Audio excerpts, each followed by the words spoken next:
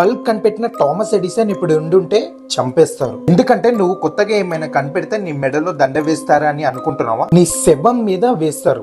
అర్థం కాలేదు కదా, చెప్తా. విలియం రిచ్ అనే ఇతను ఆస్ట్రేలియాకి చెందిన సైకాలజిస్ట్ అండ్ డాక్టర్ కూడా. ఇతను ఆర్గన్ ఎనర్జీ అనే డివైస్ ని కనిపెట్టారు. సో ఇది డైరెక్ట్ గా క్యాన్సర్ ని తగ్గిస్తుంది. సో ఇతని మీద యుఎస్ గవర్నమెంట్ కి చెందిన ఎన్నో కేసులు పెట్టి డైరెక్ట్ గా జైల్లో మూయించేసింది.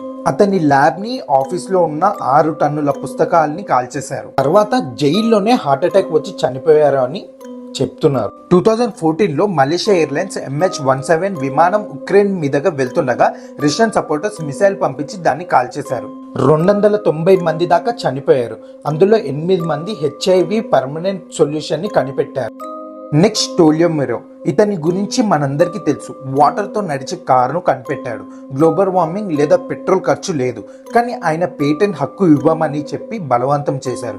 ఒకరోజు రెస్టారెంట్ లో కూర్చొని జ్యూస్ తాగుతున్నాడు. తర్వాత చనిపోయాడు. అతను లాస్ట్ లో చెప్పిన మాట ఏంటో తెలుసా?